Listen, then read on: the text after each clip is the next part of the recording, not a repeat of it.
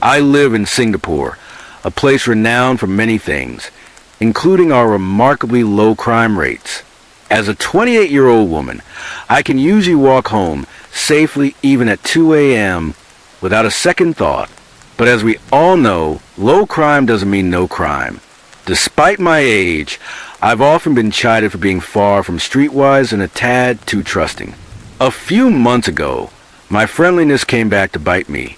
After finishing a closing shift, I decided to grab supper before heading home. Instead of my usual route, I took what I thought was a shortcut. Normally, I'd walk past a few blocks of flats, a construction site, and cut through another block, which added layers of safety, not to mention it's well lit. But the path I chose that night, it was anything but. I wasn't scared, though. I had my music playing, earphones in, as I made my way home. Then, I crossed paths with a construction worker from a nearby site. He looked young, tanned, wearing a checkered shirt with a dark blue cloth wrapped around his waist. A bit of context here. Foreign workers in our country are often met with a mix of warmth and disdain. Many work tirelessly to send money back to their families or to build a better life for themselves. But some, unfortunately, have a reputation for causing trouble or even harassing women. That night, I had the misfortune of meeting one of the latter. Out of politeness, I nodded and said, "Good night," before continuing on my way. During a lull in my music, though, I got this uneasy feeling, like someone was watching me. I glanced back, and there he was, standing just half a meter away, smiling. I yanked out my earphones and picked up my pace, not quite running yet. At first, I tried to convince myself it was a coincidence. But when I turned at a bend, my heart started pounding like a drum gone wild. He was still there, slowly walking in my direction, that same smile plastered on his face. It was clear he was following me. I kept my eyes on the path ahead, which, thankfully, led to an open field. In the distance, I saw a brightly lit basketball court, buzzing with people. Having read stories about situations like this, I knew I needed to get their attention. Surely, he wouldn't be bold enough to try anything with so many witnesses around. I called out to a few of the players, asking, "Hey, has Dad come down yet?" hoping to sound casual. Just then, two women jogged by with their dogs, and I waved at them, trying to blend in as I jogged alongside. I stole another glance back. He was still there, half a meter away again, smiling, staring. My stomach churned. When the women paused for a break, I petted their dogs and made small talk, then leaned in and whispered to one of them, "Miss, please don't look, but that man behind me, he's been following me for a while. Could you walk with me to the gate up ahead?" Beyond that gate was a two-story house, and behind it, the path to my flat. I wasn't aiming for an Oscar, but I prayed he'd buy my act. I didn't want him knowing where I lived. Thankfully, the woman nodded and played along. We walked together to the gate, and I thanked them before heading toward the house. Once I rounded the next corner, I broke into a sprint, dashing down the path, into my building's foyer and straight to the lift. I jammed the button for my floor, keys already clutched in my hand. When I got to my flat, I locked the door and peeked out from behind my curtains, half expecting to see him below. Mercifully, he wasn't there. Even so, I kept checking my bedroom window for an hour, trembling the whole time. Later, I spilled the whole ordeal to my best friend. To my shock, she told me I wasn't alone. Apparently, for other friends of hers who lived near my estate had also been stalked by a construction worker. Whether it was the same guy, no one could say for sure. It took me hours to calm down before I mustered the courage to call the police. The woman on the line was initially stern, scolding me for not reporting it right away, but she softened as she took my statement. Gently yet firmly, she advised me not to be overly friendly and to avoid that path from now on. On a brighter note, she assured me they'd send a squad to patrol the area regularly. I can only hope that creep gets caught, and the next time he tries anything, is an undercover cop who takes him down for good. I haven't taken that path since, not even during the day. I grew up in a family deeply tied to law enforcement. Both my mom and my stepdad worked as prosecutors at our local district attorney's office. My stepdad, who I'll call Gus of this story, is still there, though my mom switched jobs a couple years ago. This incident happened about 8 months ago and involves Gus. It might surprise most people to learn that, generally speaking, defendants in criminal cases tend to despise their defense attorneys more than the prosecutors. I'm not sure if it's because they have closer interactions with them or something else, but 9 times out of 10, that's how it goes. Victims, on the other hand, often take issue with the prosecutor. That was the case with a woman I'll call Jessica, for the sake of anonymity.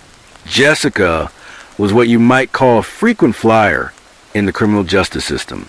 She had a string of prostitution charges, drug offenses, and even a couple of restraining orders against her for stalking.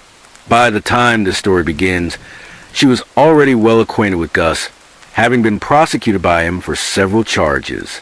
True to what I mentioned earlier, she didn't seem to hold those cases against him personally. This time, though, Jessica came to the DA's office as a victim. She claimed her ex-boyfriend had been sending her threatening anonymous messages on social media, and she wanted him arrested for harassment. Immediately, she laid it all out to Gus, who calmly explained that, given her history of being less than truthful with the court, her case might not hold up well. Still, he assured her he'd conduct an investigation, though arresting someone right away wasn't possible without more evidence, especially since the perpetrator was technically unknown. That was standard procedure. Jessica, however, wasn't having it. She demanded that Gus send an officer to arrest her ex on the spot. When he reiterated that it wasn't feasible, she lost it. I'm a bit fuzzy on exact details, but from what I recall, she caused a massive scene, kicking, screaming, and throwing a full-blown tantrum right there in the office. Eventually, security had to step in and escort her out. Fast forward a week. At the time, my mom and I were staying in a city about an hour away from our hometown due to some medical issues I was dealing with. I'd rather not get into that. One day, we got a phone call. My cell phone still uses the same number as our old home landline, so I often get calls meant for my mom, usually business-related. This call was for her, but it was unusual a police officer was on the line. I handed the phone to her and went back to playing on the computer. It wasn't until I heard my mom's voice, sounding frantic and upset as she tried to reach Gus, that I started to worry. I asked her what was wrong, over and over, but she wouldn't answer first, too focused on dialing. That only made me more anxious. Finally, she told me what was going on. It turned out Jessica had some serious mental health issues, likely anger problems, though there could have been more. She'd been texting her therapist for a while, sending death threats aimed at Gus, describing in chilling detail how she planned to kill him.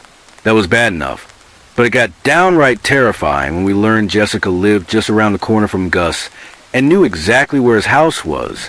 My mom said Jessica had sent her therapist a photo of herself standing outside Gus's house, holding a gun. She wasn't bluffing.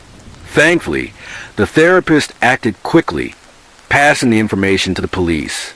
They dispatched several officers to Gus's house, and Jessica was taken into custody.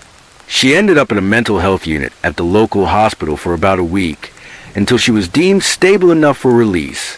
That was the scariest incident by far, and I wish I could say that was the end of it, but it wasn't. Jessica's creepy, stalker-like obsession didn't stop. For a while, she shifted her attention, even targeting one of the police officers involved. But she always seems to circle back to Gus. Recently, after being arrested for an unrelated crime, one Gus didn't even know about until it happened, she started sending him death threats again. Luckily, nothing as extreme as a gun incident has happened since, but I'm always a bit on edge when I visit his house, especially knowing she knows where he lives. It just goes to show there are some truly frightening and unreasonable people out there. When I was 13, in the 8th grade, I was a volleyball player. I'll be honest, I wasn't exactly a star. I could serve decently and had okay ball control, but setting the volleyball, That was a disaster. Anyway, that's not the point. Our team was small, just 7 players, so it was easy to get to know everyone, their names, interests, playing styles, friend groups, all of it. This was also around the time I started dating my boyfriend, Alex. He'd come to my games back in 7th grade, so I knew he'd be there cheering me on this year too. The first game of the season came and went pretty fast. We got crushed, but I didn't mind too much because Alex was there to lift my spirits while the rest of the team sulked over their mistakes. During the second game, though, something odd happened. The first time I went to serve, a man a few feet behind me cheered loudly. I was thrilled. Nobody had ever cheered for me like that before, so it felt kind of nice.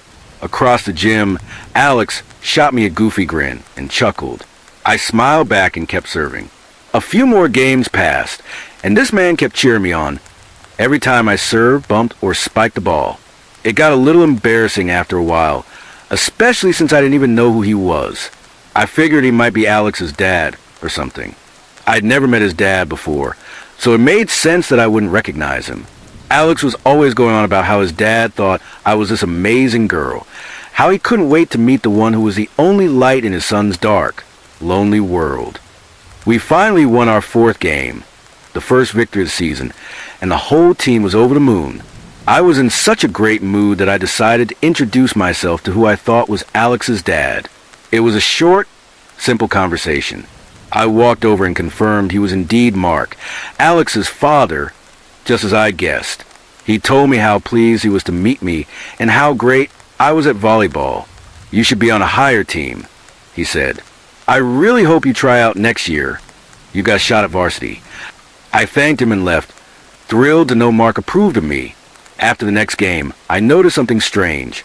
Alex didn't leave with Mark. His mom was out of state, so that wasn't an option, and Alex had said both his parents were his biological ones. So why wouldn't he go home with his dad? We planned to hang out later that day too, so he wouldn't have gone off with friends. Curiosity got the better of me, and I started watching Mark after each game. He was always there, cheering me on even when Alex wasn't. Every time he left, he'd climb into a white Suburban with 2 kids in the back seat. They looked familiar, but I couldn't place where I'd seen them before. Eventually, Alex stopped coming to my games because of football practice, but Mark was still there, always in the same spot, shouting my name across the gym. I asked my mom if she knew any other Mark besides my dad. She said no. I told her about him cheering at my games, and she brushed it off, saying I was being paranoid. Maybe he was just bored waiting for Alex in his car and came to watch me play. I'll admit, I'm a pretty paranoid person, but something about this didn't add up. Then Mark started showing up to my practices. Even on days when Alex didn't have football, he was always there, watching. I stopped talking to him, thinking it was best to keep my distance from whatever weird vibe he was giving off. He didn't try to engage either. He just stared. You could imagine my relief when volleyball season ended. No more seeing Mark's creepy face, and I could live panic-free for the rest of the year. Or so I thought. Alex kept inviting me to his house, but I was too uneasy to go. I just told him my parents wouldn't let me. About a week after my last game, I was walking out of school when I spotted a familiar car in the lot, a white Suburban. It was Mark's. He waved me over frantically. It was raining. So I jogged closer, but stopped a couple of yards from his car. He rolled down the window and told me to get in, saying he'd drive me home. I politely declined and started walking away. Those 2 kids in the back seat still nag at my memory. I knew them from somewhere. Every day after that, Mark was parked outside my school, leaning against the hood of his car. He didn't say anything or gesture toward me. He just watched. I'd had enough. One day in front of Alex, I said, "So I met Mark after one of my games a few weeks ago." Alex looked confused and asked who Mark was. "Isn't it your dad's name?" I said, pointing at him. "He's standing right over there." Alex's face went pale and he grabbed my arm, pulling me toward the school doors. I asked what was wrong, but he wouldn't say anything until we were inside. He kept staring at Mark. "My dad's name isn't Mark," he finally said, "and he's out of state right now." I didn't know what to say. If this guy wasn't Alex's dad, then who the hell was he? Alex stayed with me until my mom's car pulled up. As we left, I saw Mark get into a Suburban at the same time, but I was relieved when he turned a different way than us. For about a week, he kept parking outside my school, leaning against his car, watching me. I want to call him out for basically stalking me, but my anxiety held me back. After that week, he vanished for a couple of days, but I had a sinking feeling it wasn't over. Then I started getting messages from a restricted number.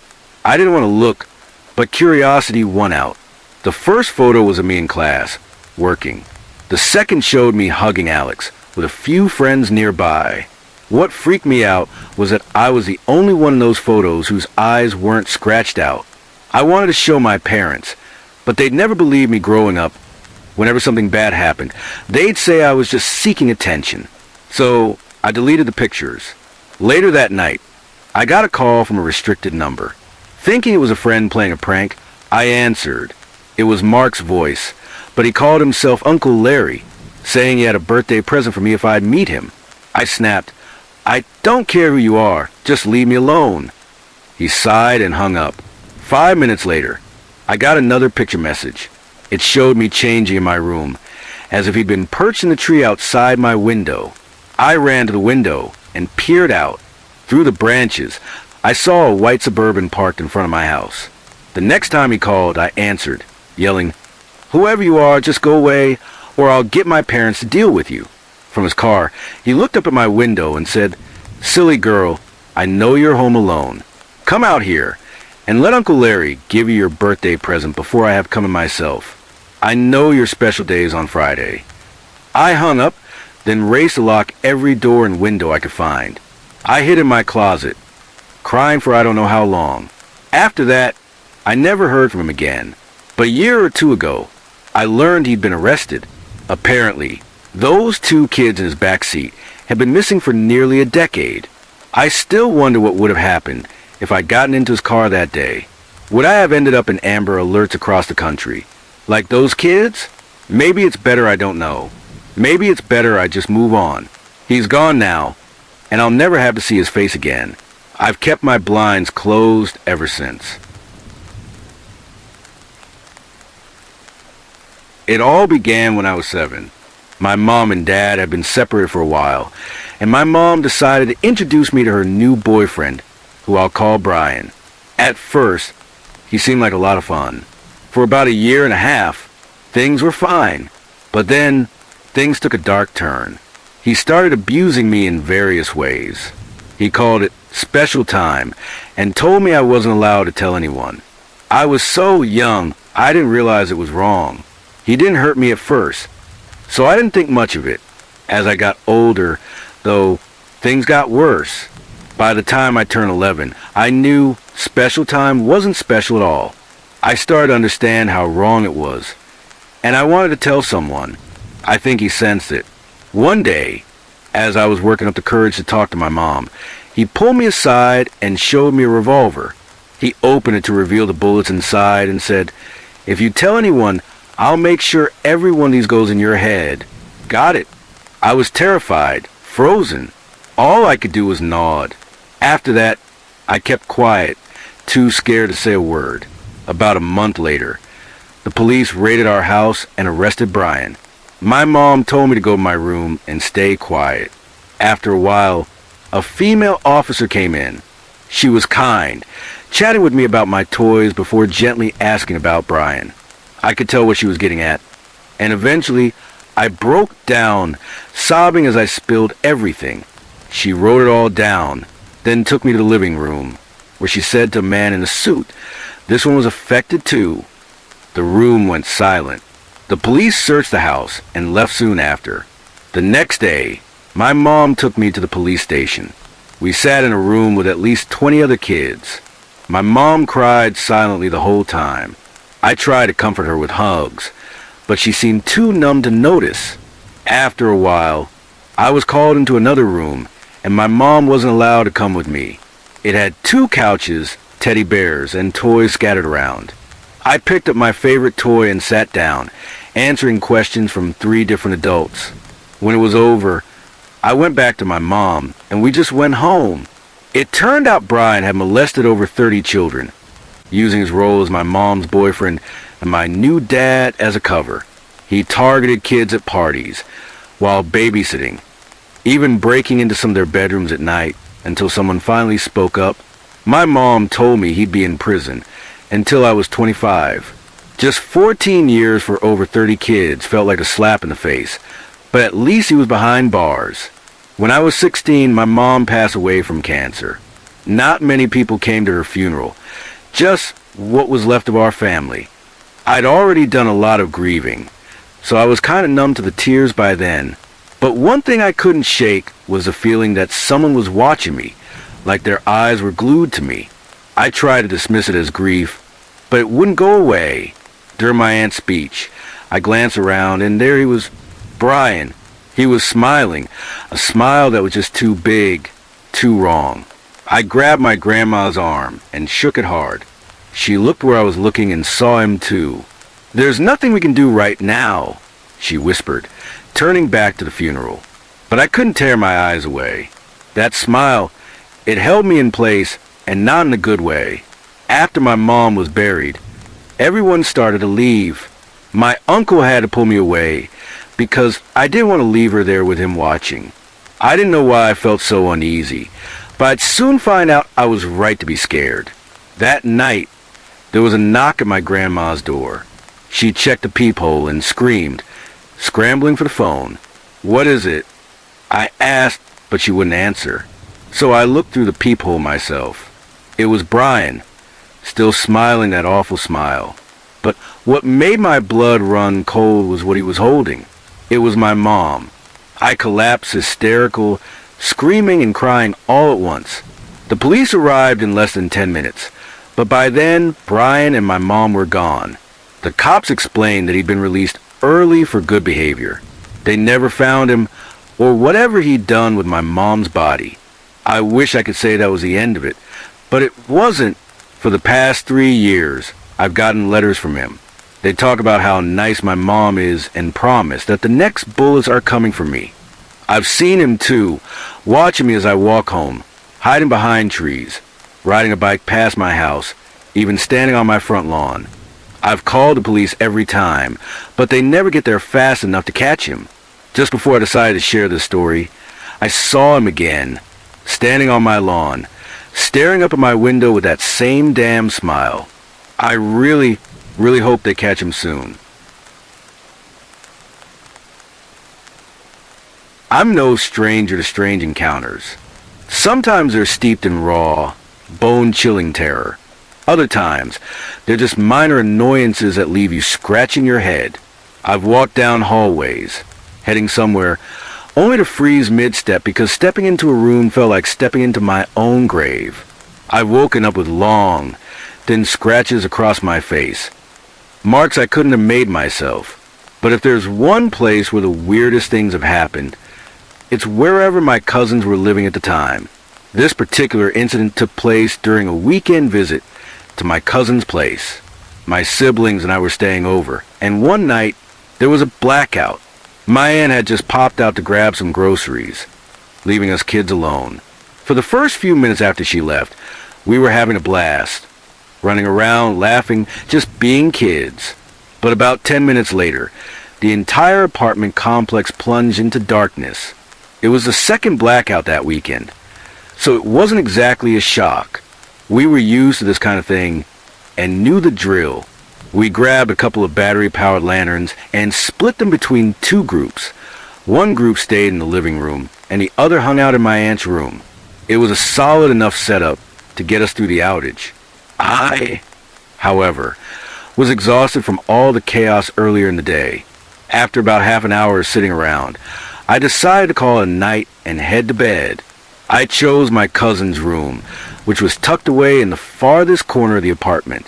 To get there, you had to walk down a long, winding hallway that curved and twisted, almost like it was designed to hide the room in its own little pocket, separated from the rest of the place. Now, I should mention that back then, I was terrified of the dark, absolutely petrified.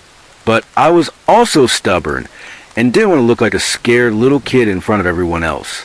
So, Even though I desperately wanted to take one of the lanterns with me, I left them behind and went to a room empty-handed. In my cousin's room, the bed was reserved for him, so I settled on the floor. I laid down, facing the wall, with my back to the open door. My eyelids grew heavy, and a wave of sleepiness washed over me. I was just starting to drift off when, out of the darkness, I heard the bed behind me creak. It wasn't a quick sound. It was slow, deliberate, like someone was easing themselves onto the mattress, trying not to make a noise. The creak dragged on, heavy and dreadful, as if the bed was groaning under real weight. My heart skipped a beat. Let me be clear. I was the only one in that room. I wasn't so out of it that I'd miss someone walking in. I'd have heard footsteps or felt their presence. But there was nothing, just me and that sound. My eyes snapped open. I gripped the carpet beneath me, my fingers digging in as I forced myself to stay alert. Something was on that bed, and I didn't know what, but I refused to look. I kept my gaze locked on the wall in front of me, straining to listen. After a moment, the creaking stopped, like whatever had settled into place. Then it started again, springs groaning as the weight lifted, then pressed down once more. Up and down, up and down, up and down. It was a sickening rhythm, like something was carefully shifting its weight, easing off the mattress only to sink back onto it again and again. The sound filled the room, steady and relentless. I didn't move. My body curled into a tight ball, hands still clutching the carpet. The hairs on the back of my neck stood up, and a cold dread settled in my chest. I wanted to be anywhere but there, alone in the dark with that noise. But I didn't dare turn around. I had this gut-wrenching feeling that looking at the bed would be a mistake. A big one. So I stayed frozen, eyes glued to the wall, trying to block out the sound. Minutes crawled by, each one heavier than the last. My mind started playing tricks on me. What would happen if I tried to leave? What was making that noise? What did it look like? Why hadn't anyone come to check on me? I started feeling angry. Angry at my family for leaving me alone, for laughing and playing games in the other rooms while I was stuck here.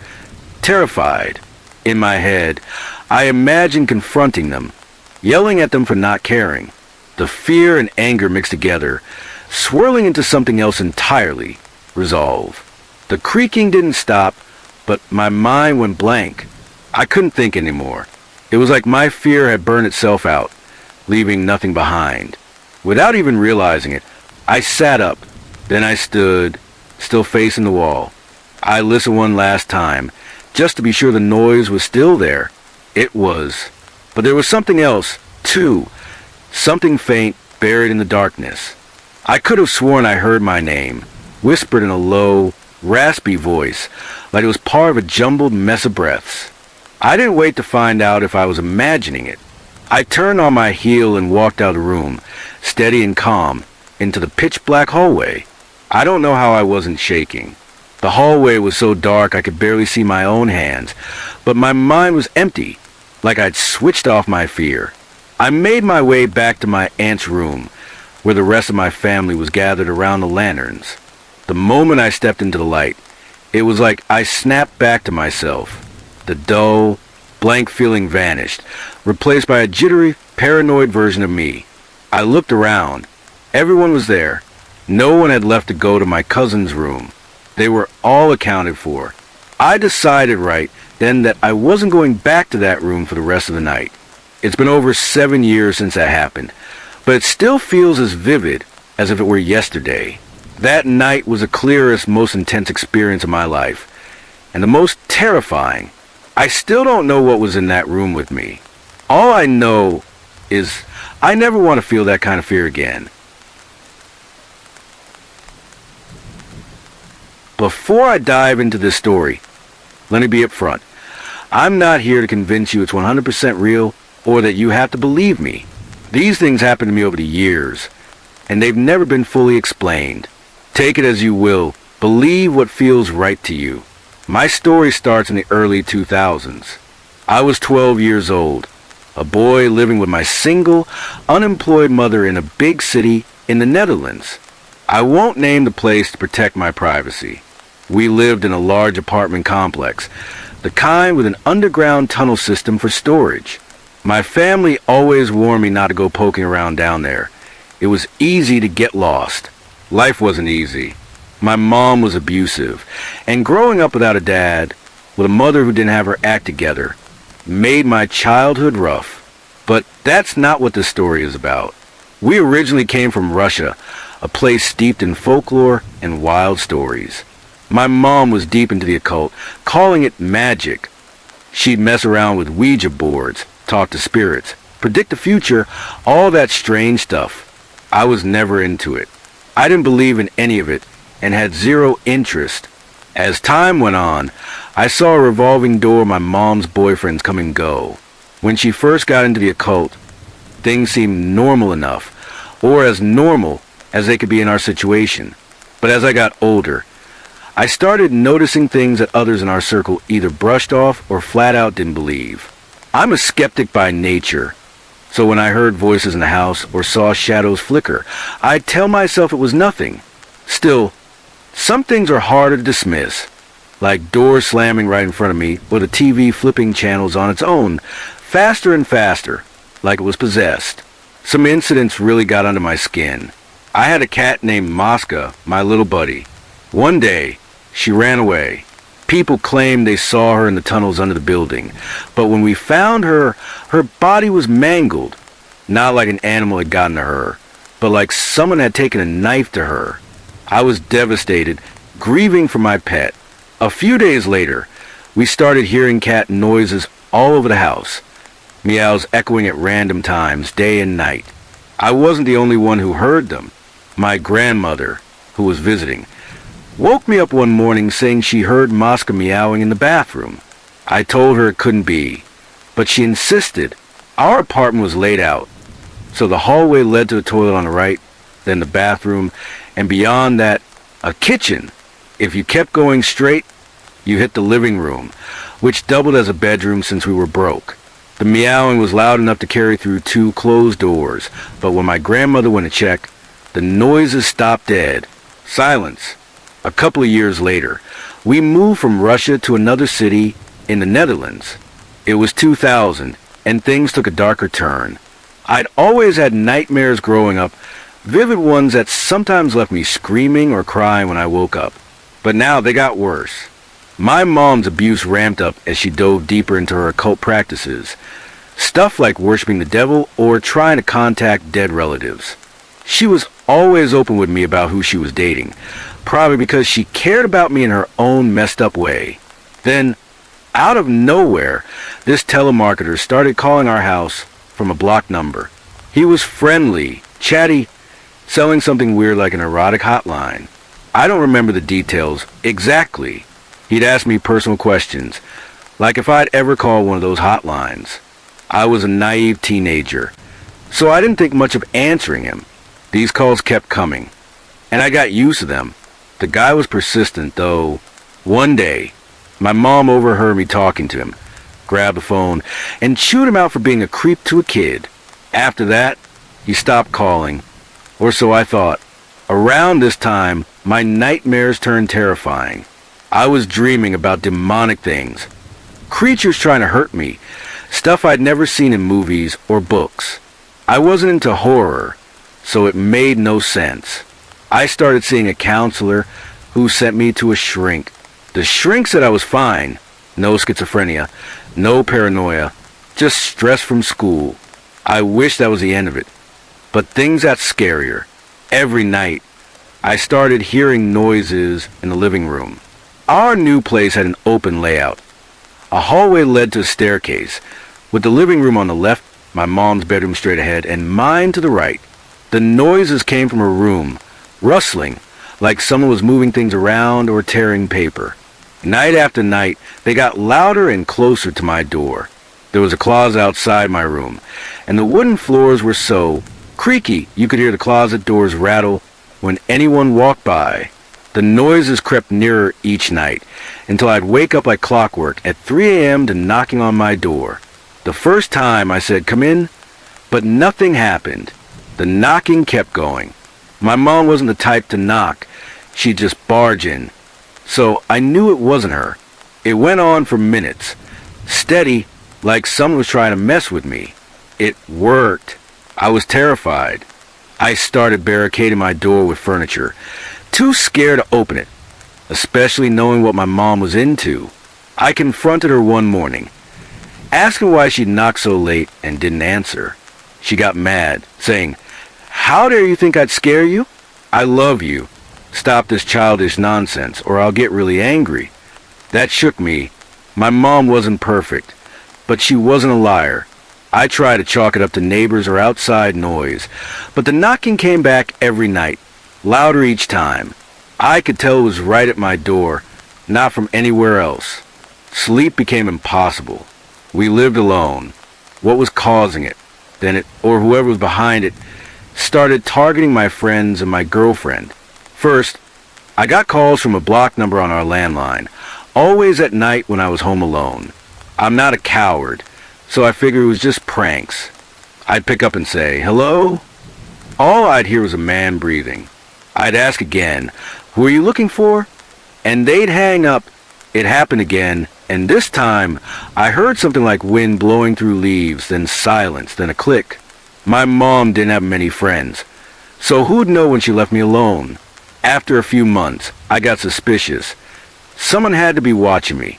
My mom started getting the same calls on her cell. She complained to the phone company, but they just told her to change her number. We did, but the calls kept coming. I told a couple friends about it, and they'd stay over to keep my mind off things when I was alone. But then they started getting calls, too. One night, fed up, I grabbed the phone during one of those silent calls and yelled, "You're a coward. I'm not scared of you. Come face me if you dare." Silence. This time, I hung up. My friends who got dragged into this, by try to help me, might have been watched too. Even my long-distance girlfriend, who didn't know about any of this, started getting calls. I was losing it, thinking I was going crazy. One day, I was showering and came back to my room to see my phone light up with a call from my girlfriend. I answered and she said, "Great timing." I was confused. She explained, "I spoke to your mom. She was nice and told me exactly when to call to catch you after your shower." My jaw dropped. I never told my mom about my girlfriend, let alone let them talk. We weren't close. I asked, what did she sound like? My girlfriend said it was a soft, sweet voice with no accent. My mom's Dutch was broken, thick with a Russian accent. It couldn't have been her. My phone was locked for privacy, and it was on silent, no ring, no vibration. I asked my mom about it, and she shot me an angry look, saying, "I didn't talk to anyone. You're crazy." I was reeling, trying to make sense of it. Weeks later, one of my friends got a call during class. His mom was sick, and he was waiting to hear when he could pick her up from the hospital. He missed a call that went to voicemail. When he played it, all we heard was a woman screaming, like she was being tortured, mixed with heavy static. It was chilling. We tried to take it to the police, but the voicemail vanished from his phone. I called bullshit on it, but my friend was terrified and swore he didn't delete it. He wasn't the type to prank me like that. After all these calls, my friends and I stopped answering our phones. That's when I started to wonder if this was paranormal. One winter night, my friend Jeffrey was over. I hadn't told him about any of this. He was an old friend, and I didn't want to scare him off. We were playing video games, having a good time. I had the heat cranked to 25 degrees Celsius because I hate the cold. After a bit, Jeffrey went to the bathroom, and I stayed in my room, messing with some new software, laughing as I edited a photo of a classmate. Then I heard a scream, loud, raw, coming from downstairs. It was Jeffrey. I bolted to the bathroom, where he'd locked himself in, crying. "Why did you do that?" he kept saying. I was clueless. He said someone outside the door was whispering his name, over and over, and he thought it was me. I told him I'd been upstairs the whole time. He didn't believe me at first, but he opened the door, and we ran back to my room. The heat was gone. It felt like minus 10 degrees Celsius. We barricaded ourselves in until morning. Jeffrey left, vowing never to stay over again. That weekend, my mom was away, so I stayed at school as late as I could. When I got home on Monday, I locked the front door and took the key with me, like always, scared of intruders. As I walked into the living room, I heard footsteps going up the stairs. The previous owner had told us his brother hanged himself in the attic, and he'd heard him walking around, talking to himself after he died. I'd brushed it off as a skeptic, but those footsteps brought it all back. I told myself it was the neighbors and kept moving. Then I heard them again, frantic, running up the stairs I'd just come from.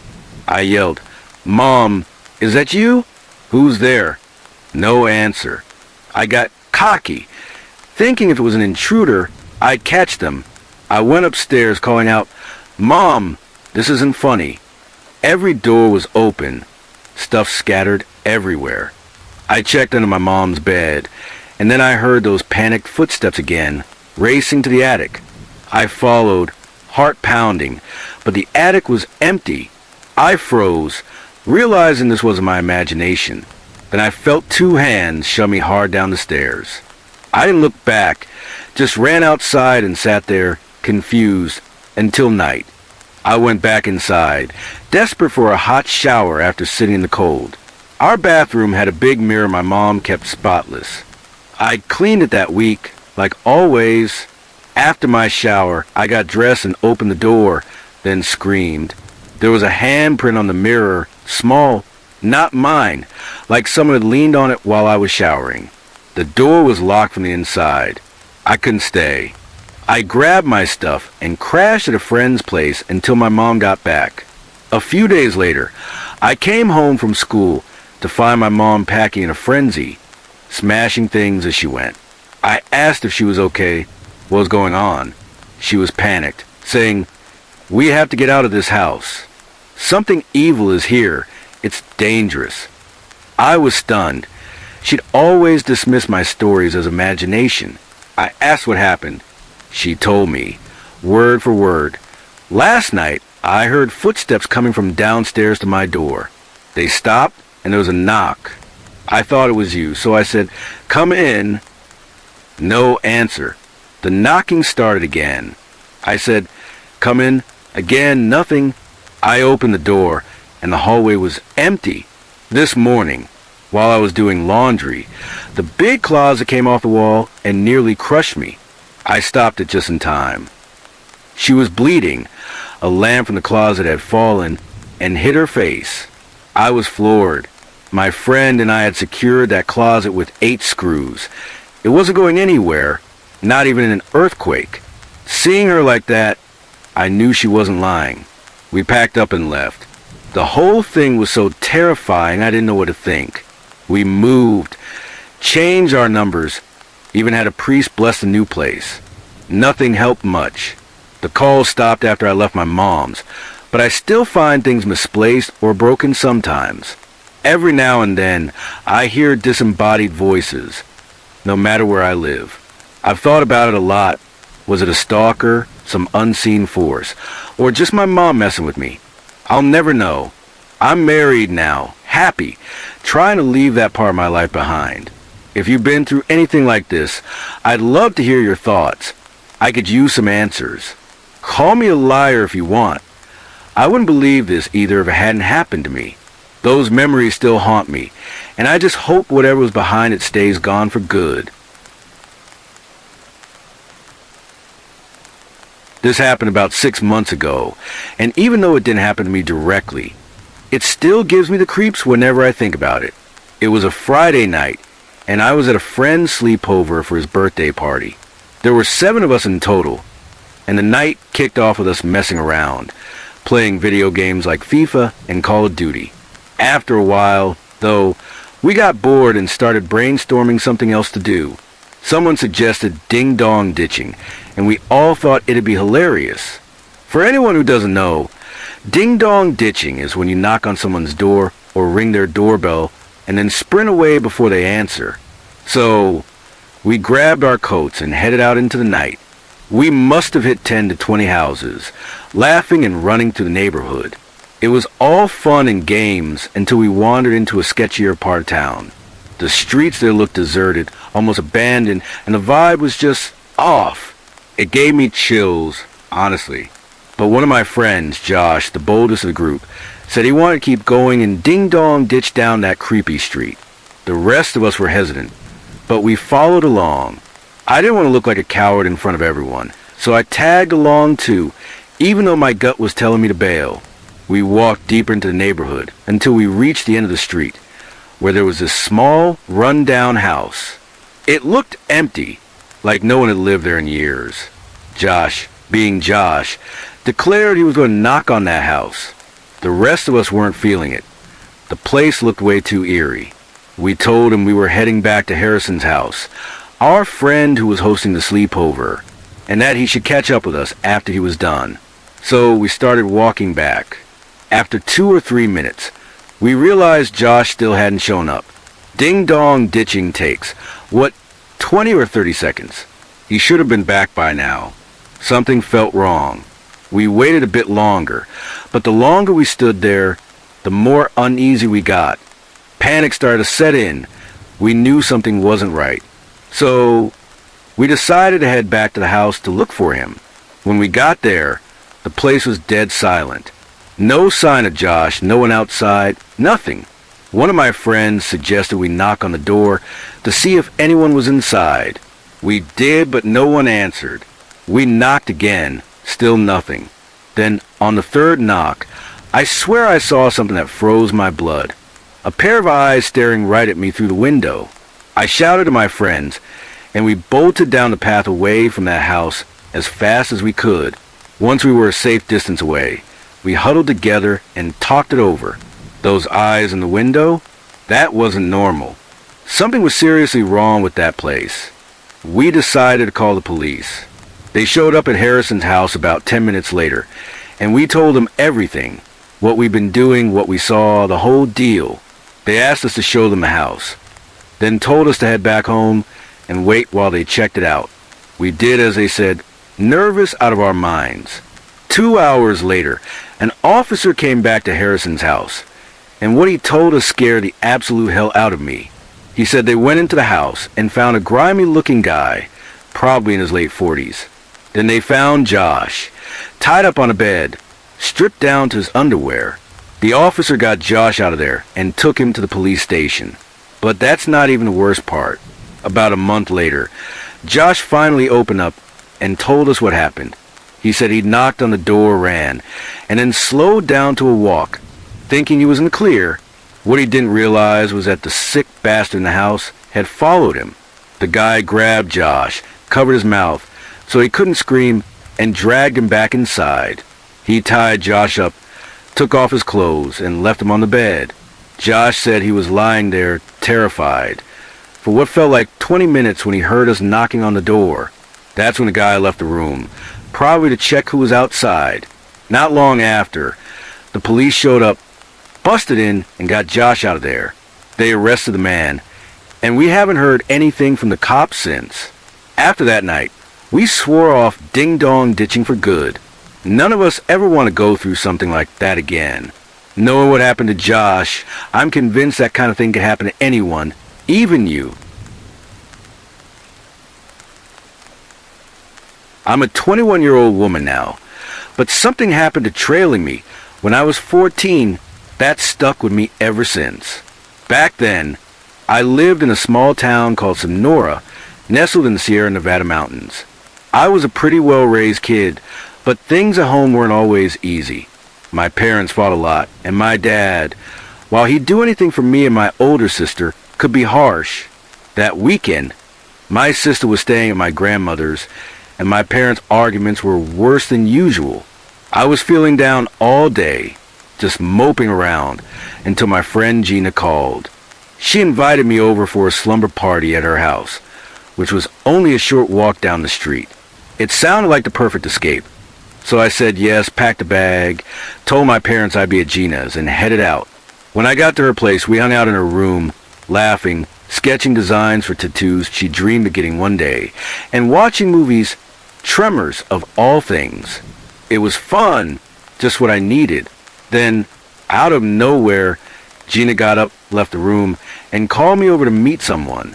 She introduced me to a guy I'd never seen before. Her cousin, Blake. He was tan, well-built, and had this almost charming vibe about him. Being a naive 14-year-old, I was instantly smitten. We all went back to her room to hang out, and I stepped into the bathroom to change into my pajamas. When I came back, I froze. The smell of weed hit me like a wall. I opened the door and saw them passing a small pipe back and forth, taking hits. I'd never been around that stuff before, and knowing it was illegal made me uneasy, but I sat down anyway. They kept passing the pipe around, and then it came to me. I shook my head, not wanting any part of it, but Blake gave me this look and said, "What, you scared?" My hands were shaking, but I took the pipe. The taste was awful, and I started coughing hard. I handed it back and sat there, still coughing, hoping that was the end of it. But the pipe came back around, and when I said I'd want more, Blake rolled his eyes, took a hit, and then, out of nowhere, pushed me against the wall and blew the smoke right into my mouth. I was disgusted and shoved him away. Big mistake. About 30 minutes later, they were both high, and I could tell something had shifted in Blake. He wasn't charming anymore. He sat next to me, touched my face, and gave me this creepy smile that felt hungry.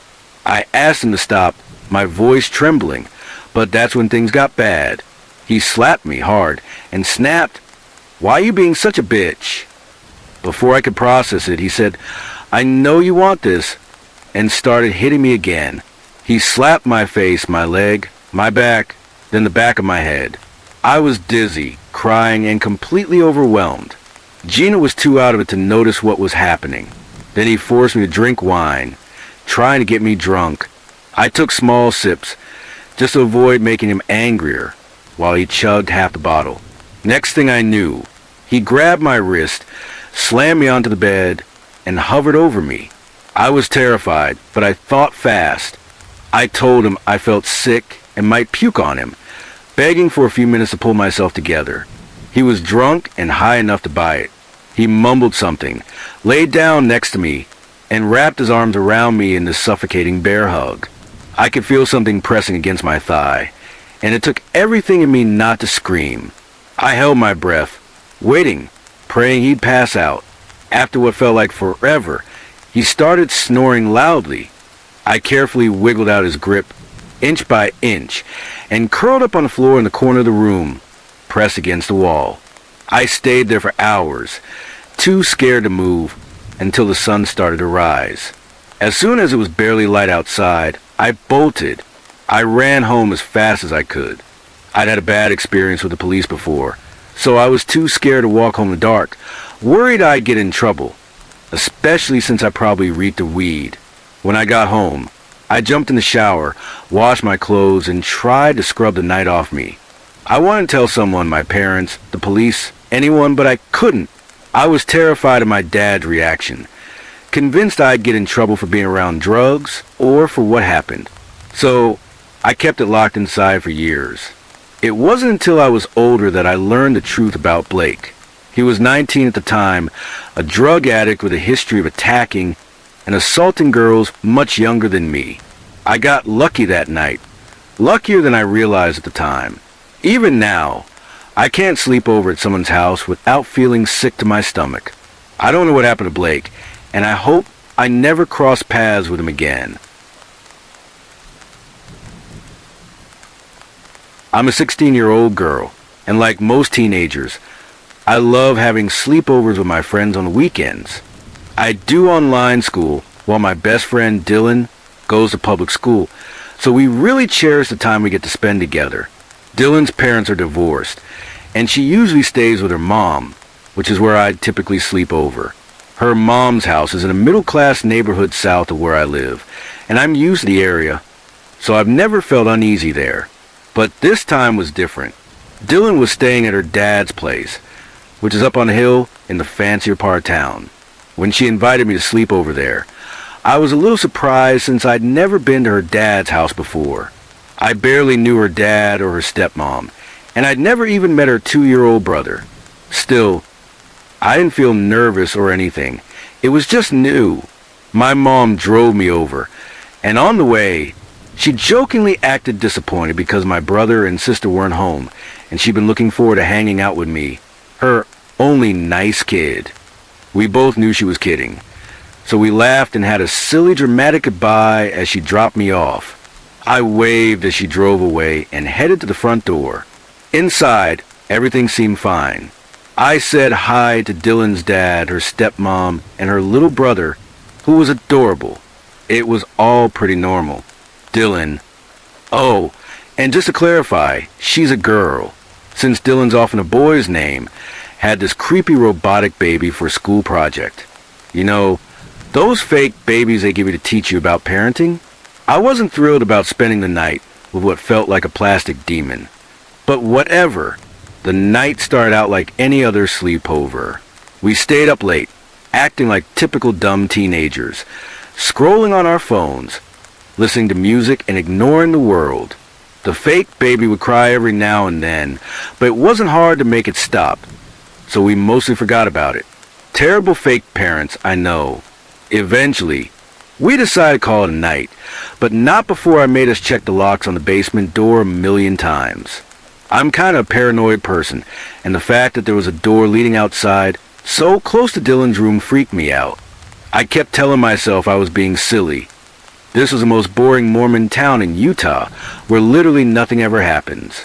I mean, sure, we're near the capital, but we were deep in the suburbs. What could go wrong? Still, I couldn't shake the feeling. We climbed into bed, and Dylan handed me the wristband for the robotic baby. It was loose enough for her to slip off, so she gave it to me with a grin and said, "Have fun." I just laughed and tried to settle down. Dylan falls asleep in seconds, but I'm a light sleeper, and it takes me forever to even feel tired. I lay there, staring around the room, half expecting that stupid baby to start wailing. Finally, I drifted into a light sleep, but around 2 a.m., the baby started crying. It scared the life out of me, but I got up, grabbed the fake bottle, and fed it for about 20 minutes until it quieted down. The whole time, I was hyper-aware of every little noise in the house, my paranoia kicking into overdrive. I went back to bed, trying to relax. Then, at 3:30 a.m., the baby started screaming again. I was annoyed but dragged myself up, changed its diaper, and crawled back into bed. Finally, at 4:44 a.m., I'm not kidding, that's the exact time, and I always seem to wake up at that number for some weird reason. The baby went off again. I bolted upright, ready to deal with it, but what I saw stopped me cold. There was a man in the room, and he just dropped a fake baby. He was stumbling around, trying to navigate Dylan's messy room. That stupid robot had a sensitive neck, like a real baby, and if you didn't support it, it'd start screaming, which it was doing now. I was frozen, my mouth hanging open, unable to move or think. I was about to scream when Dylan beat me to it. Suddenly, the room was pure chaos. The baby shrieking, Dylan screaming, me screaming, and this guy fumbling to open the jammed door. We heard heavy footsteps upstairs. Dylan's dad, no doubt, and the man finally got the door open. He bolted down the hallway toward the main room, where the basement door had been pried open. I was shaking, but somehow managed to grab the baby and use the wristband to shut it up. Dylan's dad came tearing downstairs, but he just missed the guy who'd hopped the fence right as her dad ran outside. We were all beyond freaked out. We called the police immediately, and they came to take our statements. They got interrupted by some urgent call and had to leave, but Dylan and I refused to stay in the basement. We grabbed blankets and camped out in the living room on the first floor. Her dad, trying to lighten the mood, let us take a kitchen knife for protection. He thought it was kind of funny. We didn't. We were jumping at every sound, clutching that knife like our lives depended on it. Around 5 a.m., an officer came back to check on us and give us an update. They caught the guy. Turns out, he'd broken into another house a few doors down and tried to steal a real baby. I have no idea why he wanted a baby or what he planned to do with one, And I don't want to know. All I know is that the sick bastard is behind bars and no babies, real or fake, were hurt. That night messed me up, and to make it worse, I found out later that while I was at Dylan's, my mom had a seizure at home. She was alone, and I felt awful for not being there to help her. At the same time, I can't stop thinking about what might have happened if I hadn't been at Dylan's that night. Both situations were awful, and I never want to go through anything like that again. When I was 4 years old, my parents and I lived in a quiet, peaceful neighborhood where nothing much ever happened beyond the occasional birthday party or block gathering. Our area was set up in a unique way. For rows of houses formed a square, with all the front doors facing inward toward a central courtyard. Each corner of the square had a small opening that led to the houses.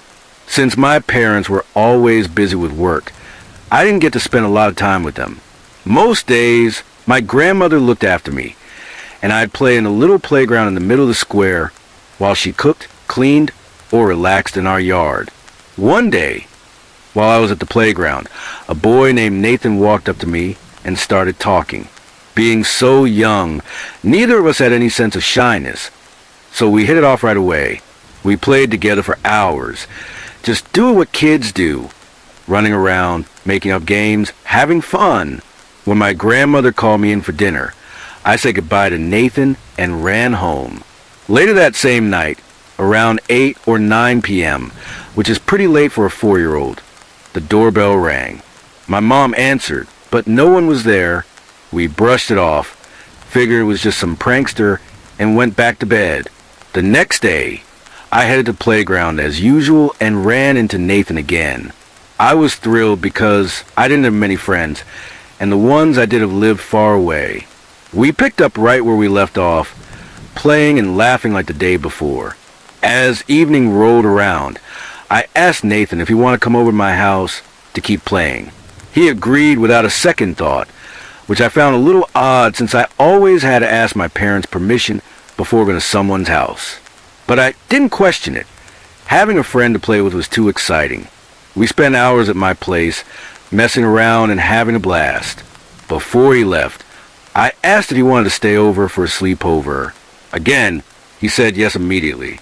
I checked with my parents, who gave me a strange look, but agreed to let Nathan stay the night. That evening, I noticed something unusual. We'd already had dinner, but Nathan hadn't eaten anything all day. No lunch, no snacks. When I asked if he wanted something to eat, he politely said he wasn't hungry.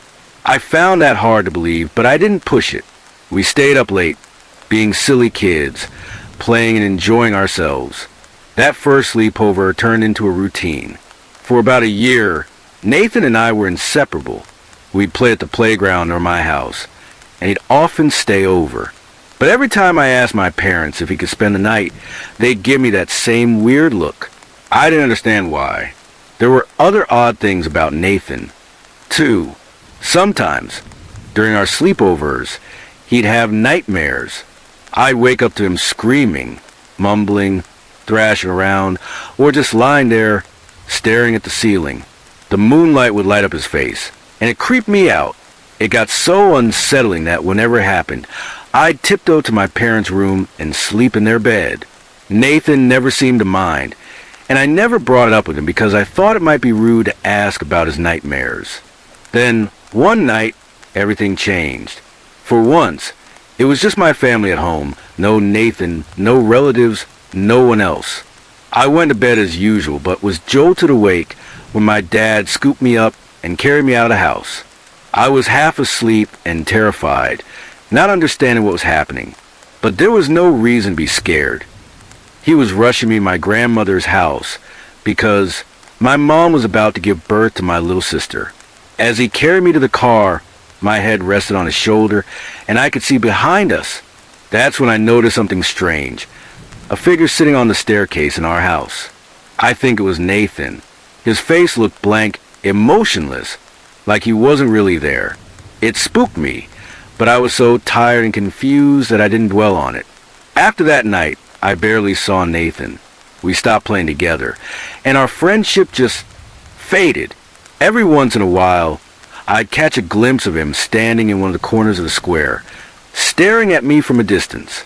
It gave me chills, but I tried to ignore it.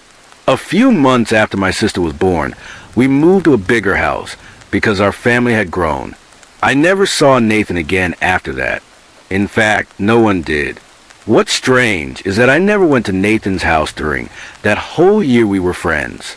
Looking back, that feels odd, but as a 4-year-old, I didn't think twice about it. Recently, I decided to ask my parents if they remembered Nathan from our old neighborhood. I was curious to know what they thought of him. To my surprise, they both laughed and said I had quite the imagination. They told me Nathan was just my imaginary friend. But that can't be right. Nathan wasn't imaginary. I could touch him, play with him, even wrestle with him like kids do. We did real things together. Yet, according to my parents, they never saw him. Not once, the entire time we were friends. Every time I think about it, it sends shivers down my spine.